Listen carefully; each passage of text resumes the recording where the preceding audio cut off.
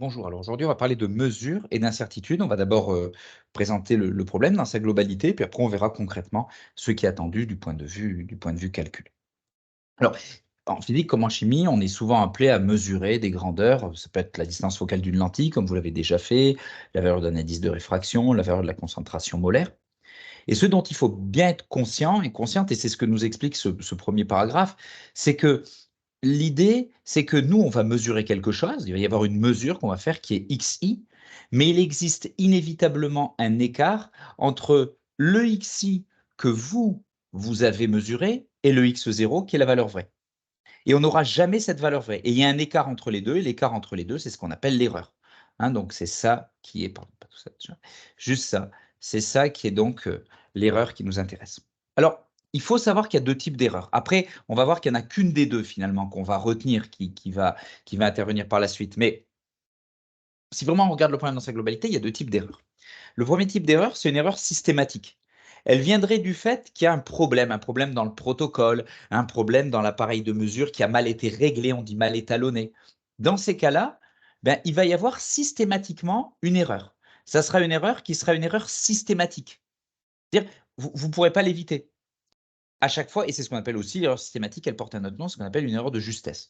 Donc, c'est l'idée que, par exemple, vous allez faire un ensemble de mesures, vous faites la moyenne de toutes ces mesures, entre la moyenne de toutes ces mesures et la valeur vraie, ce que vous avez ici, il y a un écart.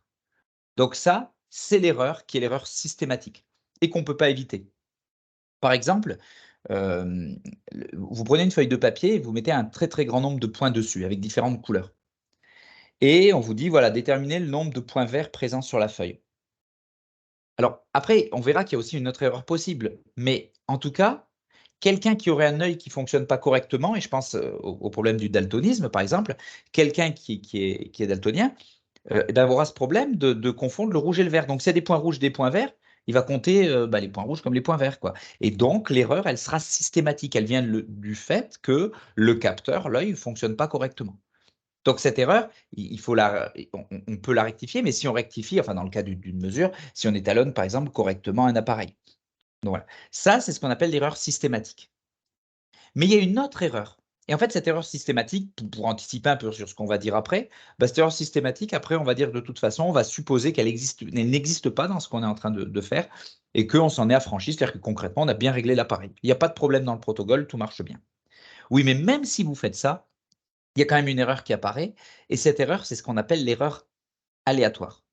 Donc elle est liée non pas à quelque chose de systématique, mais à des variations qui sont imprévisibles au cours de la. Alors, le terme qui est là, c'est pas une faute, c'est le terme cohérent, correct. Alors, bon, on n'est pas obligé de l'utiliser, des fois on dit la mesure, mais c'est l'occasion de le dire ici. Là, il est marqué mesurage. Alors, le terme, il accroche un peu l'oreille, mais en fait, le processus de récupérer des valeurs, qu'on appelle des mesures, les mesures, ce sont les valeurs, le processus, normalement, il s'appelle le mesurage, voilà, rigoureusement en métrologie. Après, c'est juste un.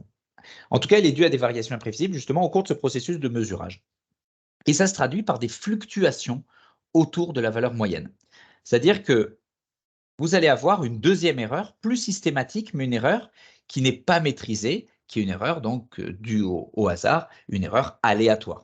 Le mot aléatoire ici, aléa, à la base, ça remonte au jeu de dés chez les Romains, et donc c'est l'idée que, on a une erreur qui va être à chaque fois inévitable, qui va pouvoir, on va voir après concrètement d'où ça vient évidemment. Et donc ça, c'est plus une erreur de justesse, comme on a dit tout à l'heure, c'est une erreur de fidélité. Donc vous voyez, on a deux catégories. On a d'un côté l'erreur systématique, qui est une erreur de justesse, qui est due au fait que l'appareil ou le protocole mis en place, il y a quelque chose qui ne va pas dedans. Et une erreur aléatoire, qui est quelque chose d'imprévisible, qui est une erreur de fidélité. Et cet écart, vous voyez la différence entre les deux expressions? L'erreur systématique, c'est que même si vous faites une moyenne de toutes vos grandeurs, parce que généralement on dit on fait la moyenne, comme ça gomme les écarts. Justement, là, avec l'erreur de justesse, si vous faites la moyenne, il y a quand même un écart. Un écart dû au fait que justement, l'appareil n'est pas juste. Tandis que dans le cas de l'erreur de fidélité, là, vous avez au contraire des erreurs sur chaque point de mesure par rapport à la moyenne. C'est-à-dire qu'on ne peut jamais avoir pile la moyenne. C'est-à-dire que l'appareil soit bien ou mal réglé, peu importe, mais quand vous allez faire plusieurs fois la mesure, vous ne tomberez jamais exactement sur la même valeur. Il y aura un écart. Alors, concrètement, si je mets en parallèle l'exemple de tout à l'heure de l'erreur de justesse avec des points avec des couleurs différentes sur une feuille, même chose, je reprends le même exemple, donc, mais cette fois-ci avec une erreur aléatoire qu'on peut faire. On reprend l'exemple précédent où il fallait déterminer un nombre de points verts sur une feuille, avec des points de toutes les couleurs en fait. Ben, même en l'absence d'erreur systématique, c'est-à-dire même pour un œil qui n'est pas daltonien et donc qui voit correctement le vert et qui le distingue du rouge. Si vraiment il y a beaucoup de points, vous imaginez bien qu'on peut se tromper. Enfin, quand je vous compte en classe, des fois je compte 40, 43, enfin bon, voilà, et quand on compte des points sur une copie, ben, on tombe pas toujours, enfin, il faut le faire plusieurs fois pour être sûr, quoi. Ce que je veux dire par là, c'est qu'il y a un facteur qui peut être lié à un paramètre d'inattention, enfin dans le cas d'un être humain, qui peut être lié à des fluctuations différentes, on va le voir dans le cas d'un appareil de mesure, mais en tout cas, ces fluctuations qui sont statistiques, elles font qu'on tombe jamais pile exactement sur la moyenne. Je donne un autre exemple issu de statistiques médicales. Si par exemple vous voulez mesurer la tension artérielle moyenne dans un groupe, ben, vous allez prendre ce groupe et puis vous allez avoir, vous prenez une personne donnée, hein, je prends une personne donnée, puis vous allez mesurer sa tension. Mais évidemment, d'une fois sur l'autre, vous n'allez pas toujours tomber sur la même valeur. Donc vous avez une valeur moyenne, mais d'une mesure à la suivante, vous allez avoir des fluctuations qui sont dues aux conditions à ce moment-là dans lesquelles est la personne. Voilà. Alors, voilà, on garde à l'esprit qu'il y a ces deux erreurs-là, mais nous, ce qui va nous intéresser par la suite, ce sont uniquement les erreurs aléatoires. On va supposer que les appareils sont bien réglés et qu'on s'est affranchi de l'erreur systématique. Parce que l'erreur systématique, si on fait bien le travail, si on a un appareil bien étalonné, si on a un protocole bien construit, ben, elle ne sera pas présente. Tandis que l'erreur aléatoire, elle est inévitable. Donc maintenant, comment on la maîtrise, enfin pas la maîtrise, mais comment on l'intègre à nos calculs. Alors, il y a un truc à savoir, c'est que pour un nombre infini de mesures, c'est-à-dire si on était capable de faire un nombre infini de mesures et qu'on prenait une variable aléatoire grand X, c'est-à-dire une variable aléatoire qui peut prendre différentes valeurs, eh bien, en fait, elle suivrait une loi normale. Bon, il y a un théorème derrière qui s'appelle le théorème central limite, peu importe, mais voilà ce que vous auriez. Si vous aviez un nombre infini de mesures, voilà ce que vous auriez, c'est-à-dire que par rapport à la valeur moyenne, vous auriez les 68%, alors le virgule 3 on l'oublie, hein, 68%, entre la moyenne moins sigma et la moyenne plus sigma. Et sigma, c'est quelque chose qui a du sens. Ce sigma, c'est ce qu'on appelle l'écart-type. Hein, l'écart-type, c'est-à-dire ce qui traduit justement la dispersion des valeurs. On a aussi, mais pour nous, ça ne sera pas important pour la suite, juste pour vous dire que si au lieu de la moyenne, on prenait un intervalle entre la moyenne moins 2 sigma et la moyenne plus 2 sigma, ça sera à peu près 95% des valeurs. Donc, on a 95% de chances de trouver la valeur dans cet intervalle-là. Alors, ça, c'est pour un nombre infini. Et pour un nombre infini, ben, on ne peut pas faire. On sait faire que des nombres finis de mesure. Et donc, ça veut dire que dans le cas pratique, nous, on ne peut pas avoir la vraie moyenne. Pour avoir la vraie moyenne, l'idée, c'est qu'il faudrait prendre les valeurs pour tout le monde et construire cette courbe-là. Et voir se dessiner une gaussienne. Et puis, là où il y a son axe de symétrie, ben, c'est la moyenne. Ça vous donne en abscisse la moyenne. Donc, pour un nombre fini de mesure, on ne peut pas faire ça. Ce qu'on peut faire, c'est juste une estimation. Et en fait, une estimation de la vraie moyenne, dans tout ce groupe infini, ben, en fait, si on prend un petit donc, imaginez, vous devez mesurer une distance focale, puis vous faites l'expérience un nombre infini de fois, voilà, vous avez la moyenne qui se dessine, qui apparaît ici. Mais comme vous faites la mesure un nombre fini de fois, eh bien, en fait, vous ne pouvez avoir qu'une estimation. Vous ne saurez jamais ce que vaut vraiment la vraie moyenne. Vous n'avez qu'une estimation. Et cette estimation, ben, c'est la moyenne telle que vous savez la calculer sur votre échantillon. Donc, ce que ça veut dire, cette première formule, c'est que la formule de moyenne sur un échantillon que vous appliquez, elle va vous donner, donc sur juste 3, 10, 15, 20 mesures, ben, ça va vous donner une estimation de ce que serait la vraie moyenne si on avait fait une infinité, ce qui est impossible, bien sûr, une infinité de mesures. Et pour l'écart-type, alors pour l'écart-type, c'est un peu plus compliqué parce que normalement, dans la formule de l'écart-type, que je ne vous ai pas donnée ici, parce que ce n'est pas très important, mais la vraie formule de l'écart-type, si on devait calculer sigma, en prenant toutes les valeurs, l'infinité de valeurs, il faudrait faire la somme de tout ça, mais avec un n ici et pas un n-1. Bon, un n qui tendrait vers l'infini, évidemment. Mais ici, on a un nombre fini de valeurs et la meilleure façon d'estimer sigma, l'estimation de sigma, cet estimateur, il se note S, et bien c'est cette quantité-là. Voilà. Pardon, juste souligner ça. Donc ça, c'est l'estimation de sigma. Donc X bar, c'est l'estimation de la moyenne, et S, c'est l'estimation de sigma. Donc, cette estimation de l'écart type, qui traduit la dispersion statistique des mesures, c'est ça qui va permettre, on va voir, c'est important d'avoir ça en tête, parce que dans la partie suivante, c'est comme ça qu'on va déterminer l'incertitude type. Nous, on va vouloir avoir accès à l'incertitude type, et c'est par là qu'on va passer. Donc, juste une chose avant de dire, une bonne fois pour toutes, qu'on oublie l'erreur systématique, je reviens sur la formule qui est ici. La formule qui est ici, c'est l'écart, c'était le point de départ de notre travail là, où on disait l'erreur, c'est XI. Alors, je l'ai noté petit e ici, il faut faire attention parce que j'ai mis une majuscule, et là j'ai une minuscule, mais bon, il n'y a pas de notation consacrée. Donc ici, l'erreur, c'est l'écart entre moi, ce que j'ai mesuré, pour mon unique mesure, et le x0, qui est la vraie valeur, que je n'aurai jamais. C'est quelque chose d'inaccessible. Hein, c'est un truc complètement inaccessible. C'est quelque chose dont on se dit, voilà, je veux avoir la meilleure idée possible de ce qu'est ce x0, mais je ne le connaîtrai jamais rigoureusement.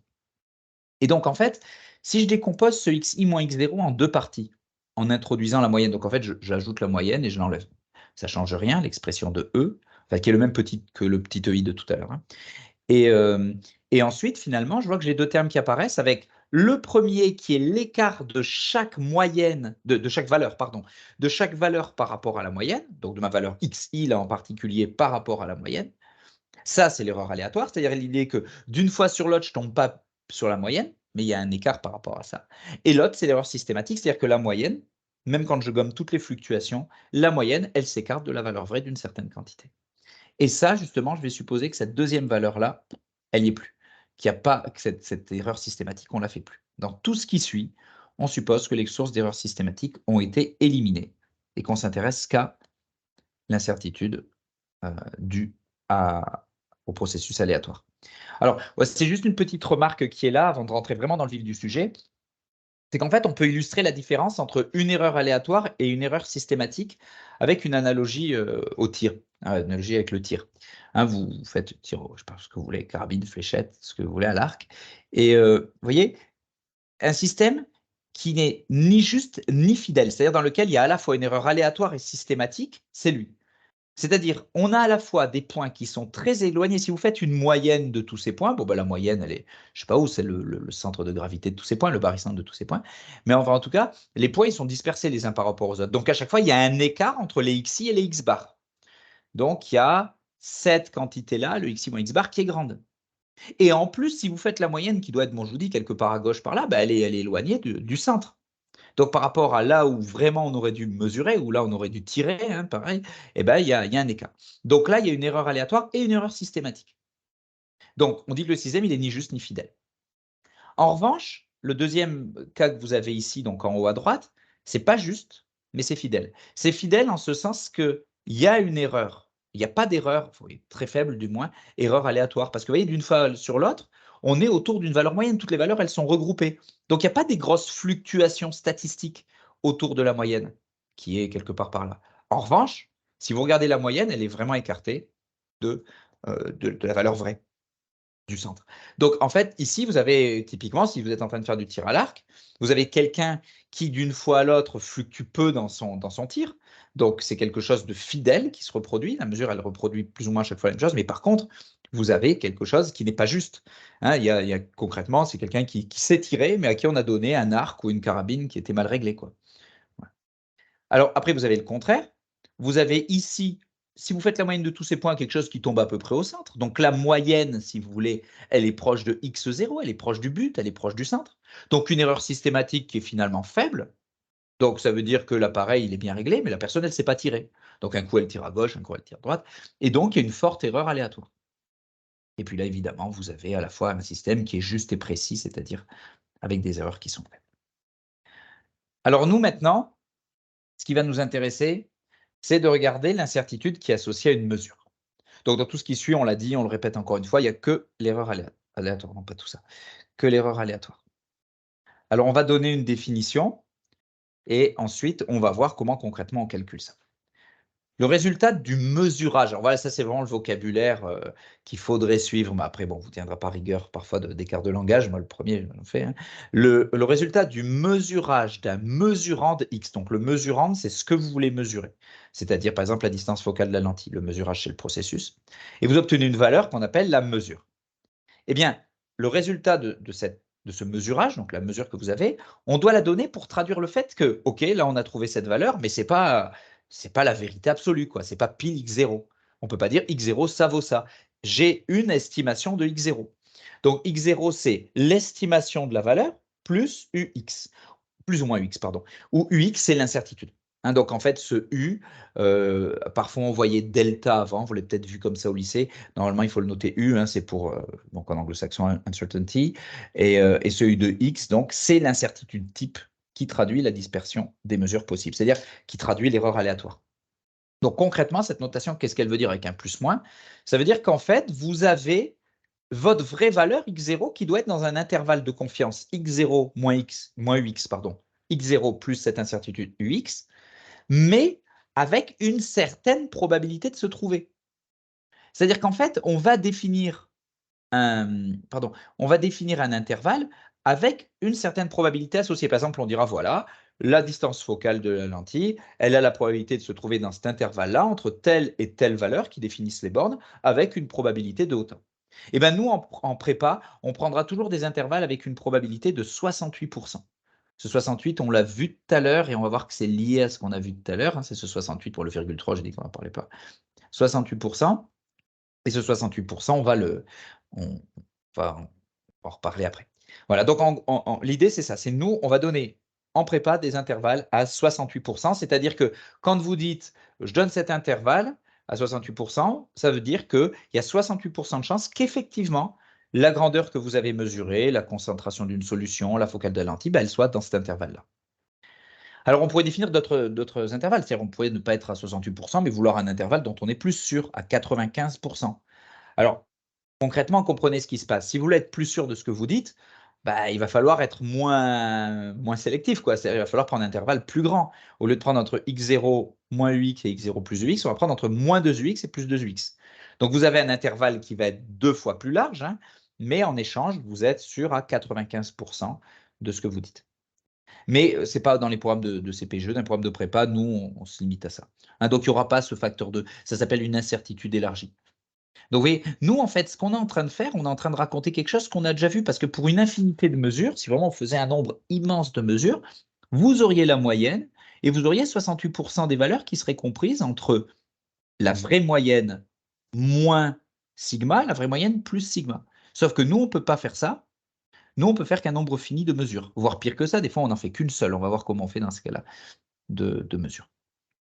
Donc, justement, on va s'intéresser à ces deux types-là. Donc, vous voyez, là, par exemple, on mesure. Alors, pour l'instant, on ne sait pas. En fait, maintenant, tout notre problème, c'est comment on détermine l'incertitude. Comment on détermine celui de X. Pour l'instant, je ne vous ai pas donné encore vraiment de recette. Ah, il y en a une qui commence à poindre peut-être parce que l'incertitude, on dirait que ça ressemble à S, hein, quelque chose près. Mais ce n'est pas tout à fait ça. Mais hein, on a vu que l'intervalle, il était défini là, avec un S. Donc, bon, il doit y avoir un lien.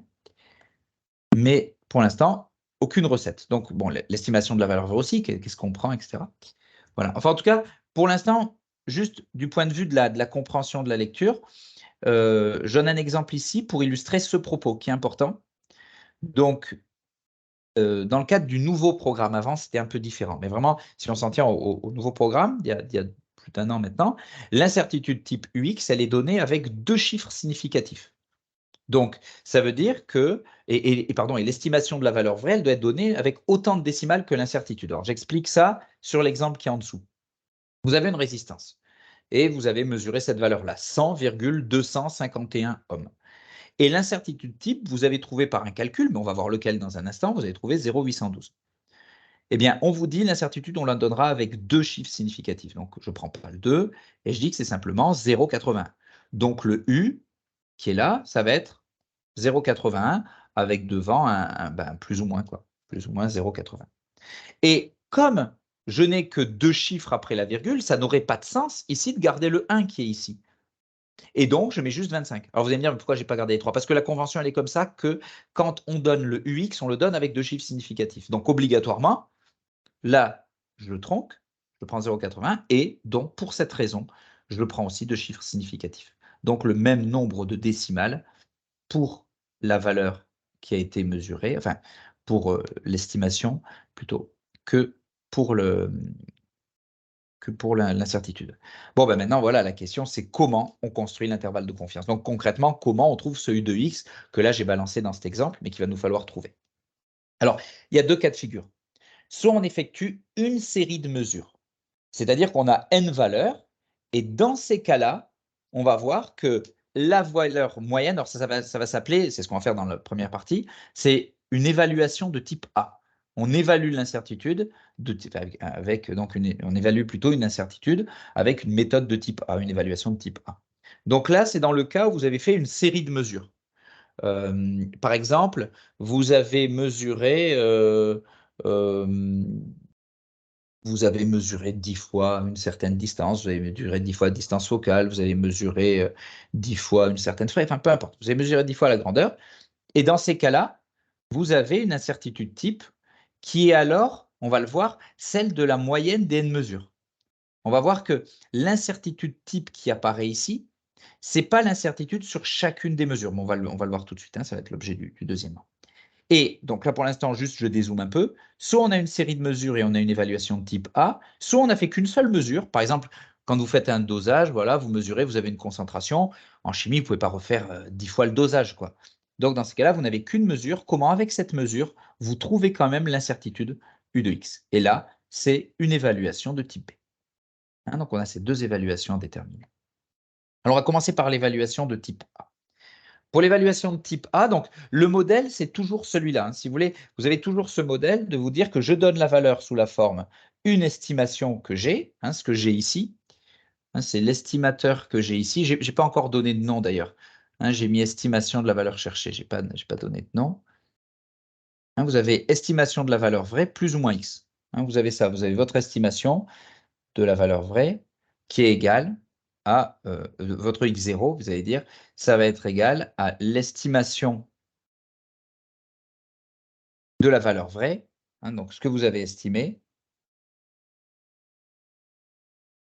c'est l'estimation de la valeur vraie plus ou moins un UX. Et quand vous donnez ça avec une certaine incertitude, donc avec un certain intervalle de confiance. Par exemple, nous, on va donner un intervalle de confiance à 68%. Donc dire que vous donnez la valeur avec un intervalle de confiance à 68%, c'est évidemment équivalent à dire que vous acceptez une erreur qui est évidemment 100 moins 68, c'est-à-dire 32%. Donc on fait toujours, on est une probabilité d'erreur de 32% quand on donne cet intervalle de confiance à 68%. Bon, donc maintenant, on va regarder en particulier ce qui se passe pour l'incertitude de type A. Alors pour l'incertitude de type A, l'estimation de la valeur qui est cherchée, c'est-à-dire ce que je vais mettre ici, à la place de mon estimation ici, si j'ai fait n mesures, je suis dans les incertitudes de type A. Donc l'incertitude de type A, j'ai n mesures. J'ai n valeurs. Donc ça, c'est la moyenne sur les n mesures. Bon, le n, on le met plutôt minuscule, mais c'est pas. Hein, j'ai n mesures. Et ça, c'est l'estimation de la valeur vraie, c'est la moyenne que vous faites, donc la moyenne que vous savez calculer par la formule, hein, la somme des xi, puis après vous divisez par n. Vous avez toujours. Et ensuite, la question, c'est que qu'est-ce qu'on va prendre comme intervalle? Qu'est-ce que je vais mettre comme borne à mon intervalle? Dans la mesure où j'ai plusieurs valeurs, mon intervalle, donc je vais le centrer autour de cette moyenne. Je vais avoir donc x bar moins quelque chose, x bar plus quelque chose. Mais vous pourriez dire, voilà, j'avais un certain nombre de valeurs, je peux calculer une certaine incertitude à partir de l'estimation, vous savez, de l'écart type. Hein, l'estimation de l'écart type qui est, vous savez, le meilleur estimateur, ce qu'on a dit plus haut, le meilleur estimateur de ce S qui est là, parce que c'est ce qui définit notre intervalle. Oui, mais ça traduit cette valeur que vous avez là, pardon, je remets ici, la valeur que vous allez calculer ici, ça correspond à l'écart type et ça traduit les fluctuations de x. Mais moi, ce que je veux vraiment traduire, ce n'est pas les fluctuations de x. Ce que je veux traduire, c'est que c'est mon x bar lui-même qui fluctue. C'est ça qui est un peu délicat. Je vais essayer de l'expliquer maintenant. Ce n'est pas prioritaire par rapport au reste, mais c'est quand même bien d'en avoir une vision. C'est que si vous faites plusieurs séries de mesures, vous allez me dire, attendez, non, déjà on fait plusieurs mesures, mais là on est en train de dire plusieurs séries. Vous faites une première série avec n mesures. Vous faites n mesures dans une première fois, et vous trouvez une valeur moyenne. Mais je pense que vous êtes d'accord pour dire que si vous refaisiez encore une série de n mesures, une deuxième fois, bah, vous ne tomberiez pas pile sur la même moyenne, il y aura un écart, justement dû à ces fluctuations statistiques. Et si vous faites encore n mesures, mais une troisième fois, vous allez peut-être tomber encore sur un autre x bar. Donc ça veut dire que non seulement le x lui-même, il fluctue, mais la moyenne que vous donnez, elle aussi, elle fluctue. Parce que si elle ne fluctuait pas, eh bien c'est tout, le x bar, il donnerait directement la bonne valeur. Donc ce qu'il vous faut ici rajouter, c'est l'incertitude que vous avez, mais l'incertitude sur x bar, c'est-à-dire traduire, ça, c'est ce qui va traduire les fluctuations de la moyenne, un x bar, de la moyenne qui est mesurée, donc de x bar. Donc, ce x bar, ces fluctuations, ce qui va en rendre compte, c'est u de x bar. Et u de x bar, il y a une formule qu'on doit admettre, qui est pas fait autrement que l'admettre. C'est u de x sur racine de n. Alors, on peut quand même l'expliquer, enfin, on peut un peu la justifier. Je vais essayer de vous la justifier, mais bon, globalement, il faut l'admettre, quoi. Donc, en fait, ce que vous allez mettre ici pour définir les bornes, c'est l'incertitude que vous avez sur x divisé par racine de n, où n, c'est le nombre de mesures. Et vous allez voir que ce racine de n au dénominateur, alors peut-être pas la racine, mais en tout cas, donc c'est la formule que vous avez ici. Mais en tout cas, le fait qu'il y ait du n au dénominateur, ça s'explique. Alors pourquoi? Parce que on a dit, vous faites n mesures et vous avez une première moyenne. Vous avez encore une mesure, vous avez une moyenne, etc. Et vous voulez, ce que vous voulez traduire concrètement pour définir votre intervalle de confiance, c'est de dire, OK, je donne une valeur moyenne, mais je ne peux pas avoir confiance en 100% que c'est la bonne estimation. Oui, c'est un estimateur. Le x bar, c'est un estimateur de x0. C'est-à-dire, je fais 10 mesures et j'estime que c'est une bonne estimation de ce que j'aurais si j'avais fait une infinité de mesures. Mais le problème, c'est que, évidemment, d'une fois sur l'autre, je ne vais pas tomber pile sur la même chose. C'est-à-dire que si je trouve une certaine moyenne, ce n'est pas exactement la bonne valeur. C'est un bon estimateur, certes, mais d'une fois sur l'autre, ça varie. Et ça traduit justement le fait que d'une fois sur l'autre, ça varie. Donc, cet intervalle de confiance-là, il vous donne la plus petite valeur et la plus grande valeur entre lesquelles j'ai, et on a dit, puisque c'est l'intervalle de confiance 68%, 68% de trouver la valeur. Alors, oui, je vous disais comment on comprend ce racine de n. Ben, ux, ça traduit les fluctuations de la valeur que vous trouvez. Tandis que u de x bar, c'est les fluctuations que vous avez si vous faites plusieurs fois les valeurs. Donc, u de x, si vous voulez, c'est les fluctuations pour un échantillon donné de toutes les valeurs qu'il y a. Tandis que u de x bar, c'est les fluctuations de la moyenne que vous allez calculer si vous faites plusieurs fois les mesures. Plusieurs fois les n mesures, ce que vous ne ferez pas. Mais je veux dire, théoriquement, c'est comme ça qu'il faut le voir. Vous faites n mesures, faites encore une mesure, faites encore une mesure. Eh bien, évidemment, si dans vos mesures, à chaque fois, vous prenez un nombre grand, plus vous prenez un nombre grand, moins ça va fluctuer parce que vous avez plus gommé justement les fluctuations statistiques. Donc pourquoi il y a un racine de n, ça c'est hors de portée pour nous, on ne peut pas l'expliquer. Mais, enfin, après pas. Mais ce que je veux dire par là, c'est qu'on comprend le n au dénominateur. Plus il y a de valeur, moins la moyenne elle fluctue. Autrement dit, une moyenne que j'obtiens sur 5 mesures, bah, oui, c'est sûr, c'est moins fiable qu'une mesure que je fais avec qu'une moyenne que je fais avec 100 mesures, quoi. Donc, évidemment, plus n est grand, plus les fluctuations de ma moyenne d'une fois à l'autre sont faibles. Et donc, ça veut dire que ce qui traduit les fluctuations ici est plus faible. C'est pour ça que vous avez ce n au dénominateur. Donc, là, je suis rentré vraiment dans les détails, mais maintenant, et après on le verra à travers des exercices, maintenant concrètement, ce qu'il faut faire, c'est accepter cette formule, quoi, et se dire, voilà, j'ai n mesures, c'est-à-dire que j'ai mesuré un truc n fois. J'ai mesuré je sais pas, une longueur d'onde par une méthode qu'on verra pour une fois, deux fois, trois fois, n fois. J'ai fait n fois la mesure. Donc, grâce à ces différentes valeurs, lambda 1, lambda 2 que j'ai mesuré, lambda 3, lambda n, je calcule la valeur moyenne. Donc, je calcule la valeur moyenne de lambda. Et ensuite, je vais calculer l'incertitude que j'ai. Alors, U de x, on a dit que c'était le U de lambda, la formule.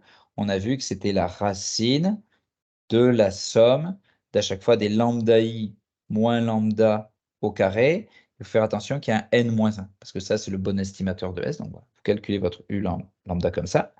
Vous avez fait n mesures, et bien votre U lambda bar, c'est égal à U de lambda sur n.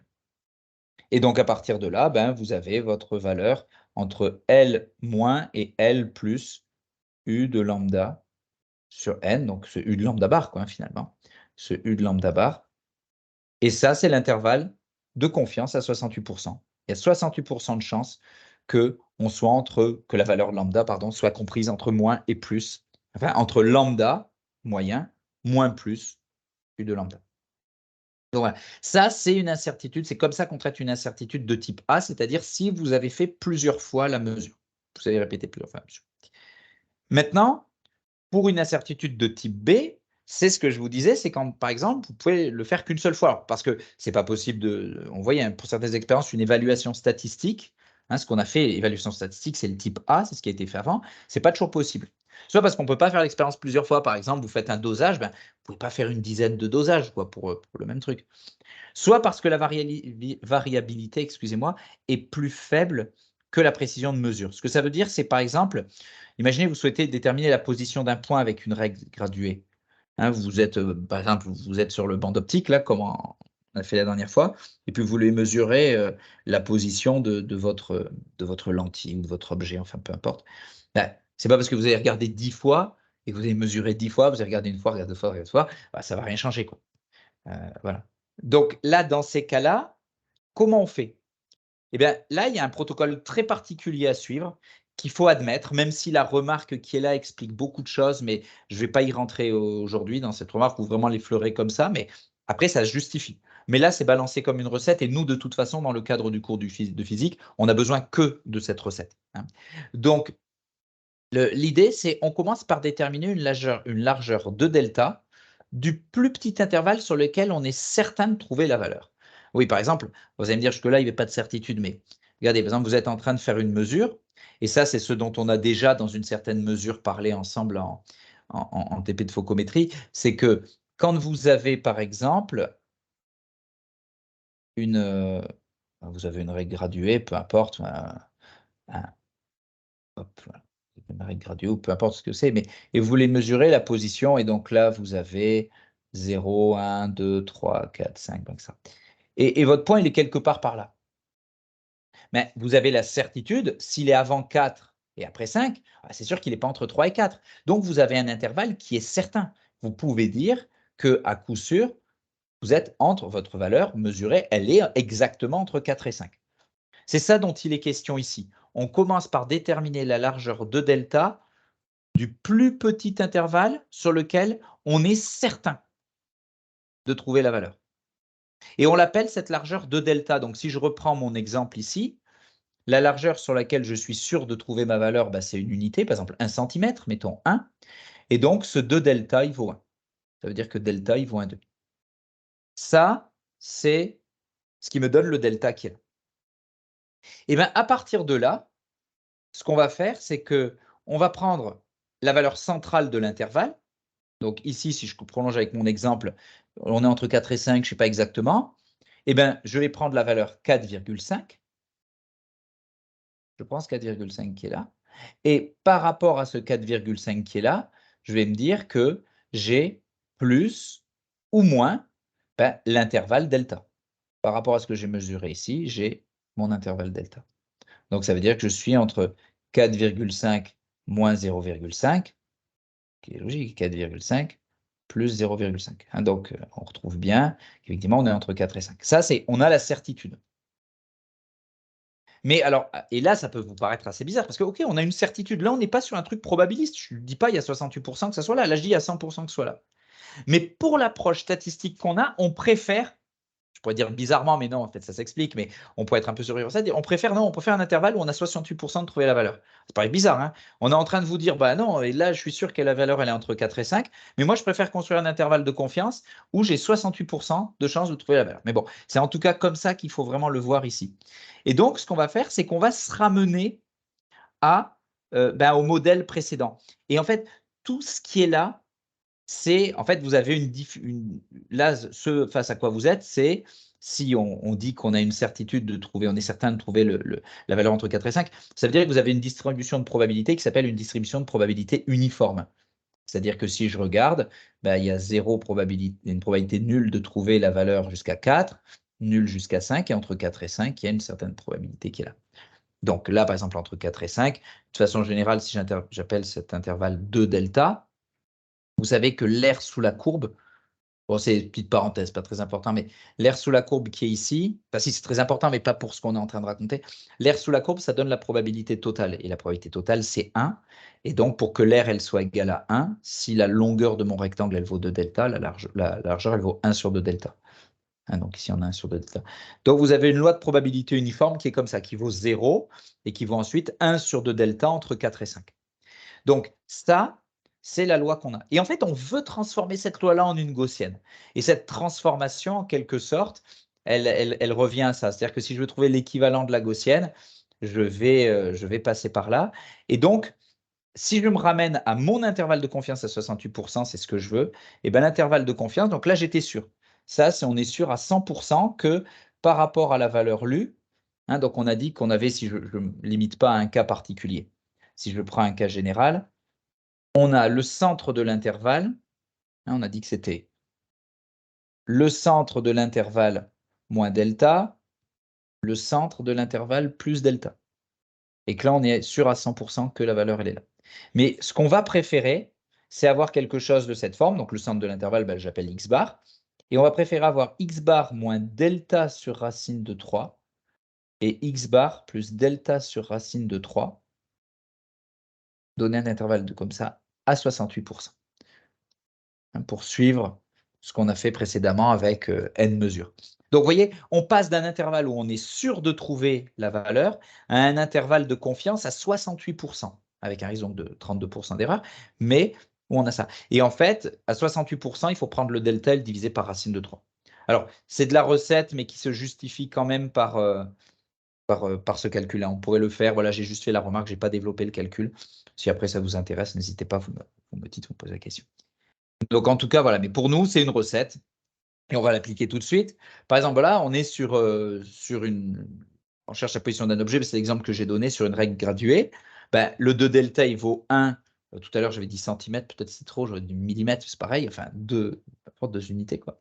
2 delta qui vaut 1 unité, mettons ici millimètres. Et donc, delta, c'est 0,5 mm. Alors, pour les appareils de mesure numérique, le delta, donc la précision, ce delta qui est là, il est parfois donné. Et dans ces cas-là, il y a une petite ambiguïté généralement. Quand c'est comme ça, on ne sait pas très bien ce qu'il vous donne comme valeur, mais il faut le prendre comme exactement ce delta qui est là, c'est-à-dire la demi-largeur de l'intervalle sur lequel vous êtes sûr qu'il y a la valeur. La valeur, elle est sûre là-dedans. Donc, en tout cas, on traitera comme ça, c'est-à-dire la précision qui sera fournie par l'appareil, vous la divisez par racine de 3, de sorte à définir votre intervalle. Ce qui nous reste maintenant à faire, c'est le processus de mesure indirecte d'une grandeur, avec des incertitudes type composé. Et ça, on le fera enfin, vous allez le voir dans la vidéo qui suit. Je préfère fractionner. Et on va faire ça dans la deuxième vidéo.